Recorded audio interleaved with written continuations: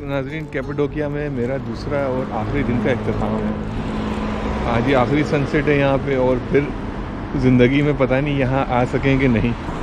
सुबह तो बड़ा भाई कोई खून जमा देने वाला मौसम था, इतनी ठंड थी, कोई माइनस मेरे ख्याल में 3-4 डिग्री था। किस तरह का एक्सपीरियंस रहा, आपको आना चाहिए कि नहीं आना चाहिए यहाँ पे, कुछ चीज़ें जो है वो मैं आपसे ज़रूर शेयर करूँगा जो यहाँ का मेरा एक्सपीरियंस रहा है। कल के दिन की शुरुआत करें, जिस तरह हम यहाँ पे आए होटल में और उसने अच्छी गाइडेंस दी, उसने अच्छे पैकेजेस इंट्रोड्यूस किए, ये सारी चीज़ें उसने बताई कि आप अकेले घूमना आपके लिए वाकई मुश्किल होगा, इसलिए टैक्सीज़ वगैरह बहुत एक्सपेंसिव हैं। तो उसने कोई $40 के कल का एक ट्रिप हमारे लिए अरेंज किया। मैं था और कुछ और फैमिलीज थी यहाँ पे।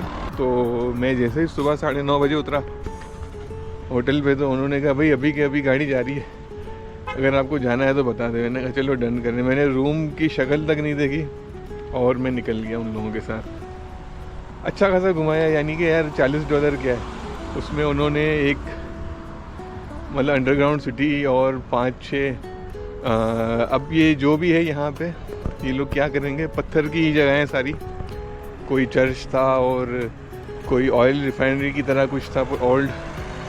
सारी वीडियोस मैंने बनाई है, तो आप चेक कर सकते हैं। इसके अलावा एंड में जो उन्होंने था वो बहुत ही कोई अच्छा कह लें, ठीक था, चलो अपने हिसाब से टेस्ट खाने का चाहिए था, मगर एक खाना भी उन्होंने दिया था इसी कॉस्ट में। और मुझे जो सबसे ज़बरदस्त चीज़ लगी कि मतलब डिस्टेंस काफ़ी ज़्यादा था।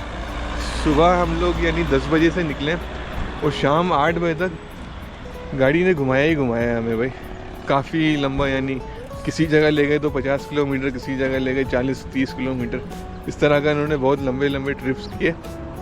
तो खैर हमारा कल का ट्रिप पूरा होगा, वो तो मुझे बड़ा मज़ा आया। अगर यहाँ का जो कल्चर है या सकाफत के लिए, वो पहाड़ और इसी तरह ये जो वॉल्केनिक जो रिफॉर्मेशन से जो ये पहाड़ वगैरह बने, ठीक है।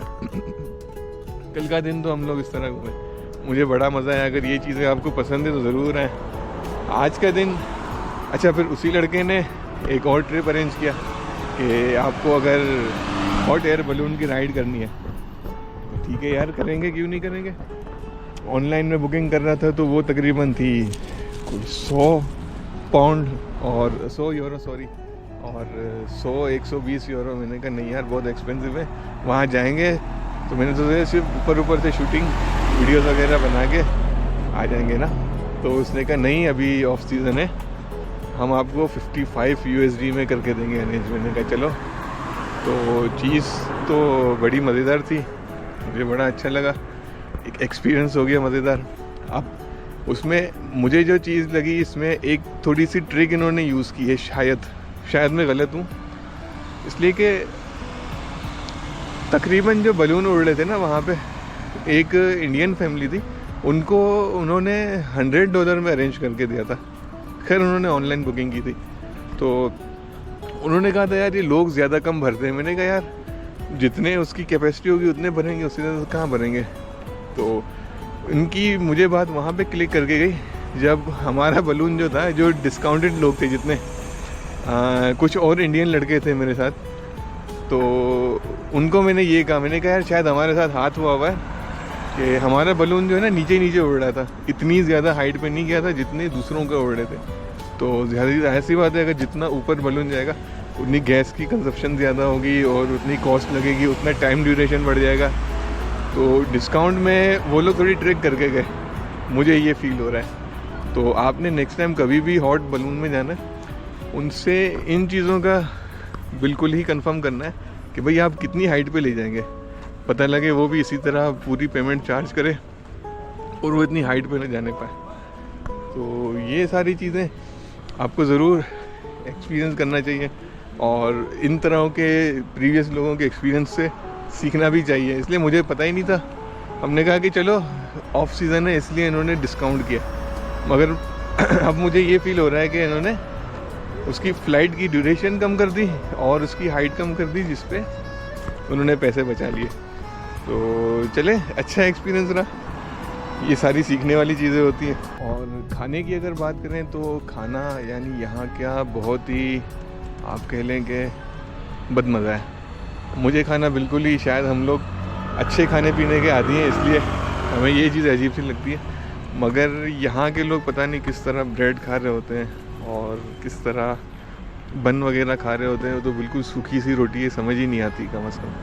تو بالکل ہی سوکھا ناشتہ ہوٹل کا ایسا تھا کہ بس آپ پیٹ بھرنے والی بات تھی. اگر خود سے خرید کے کھاؤ تو پھر 3-4 ہزار روپے آپ کے الگ خرچے لگ گئے ہیں پاکستانی.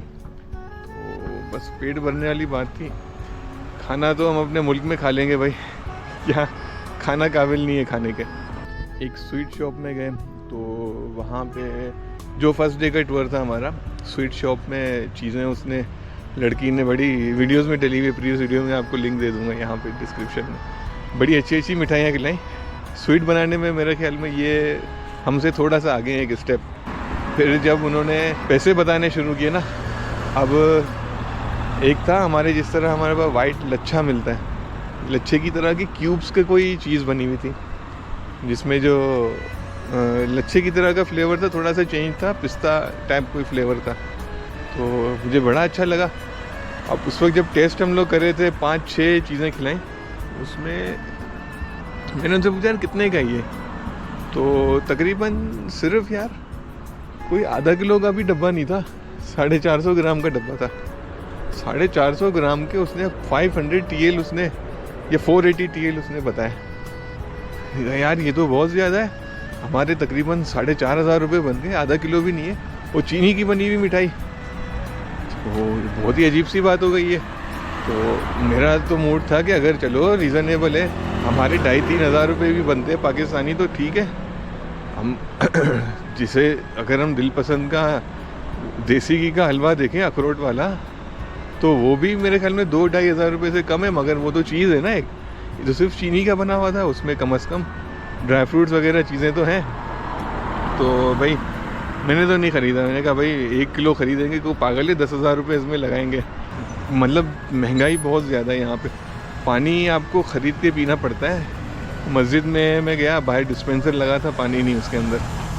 تو یعنی سمجھ یہی آ رہی ہے یہاں پہ کہ اتنی مہنگائی ہے. اور پانی کا مجھے سمجھ نہیں آیا کہ کیوں پانی کا ادھر کوئی RO پلانٹ اور اس طرح کا سسٹم نہیں لگا ہوا بالکل بھی. آپ کو ہر صورت خرید کے ہی پینا ہے.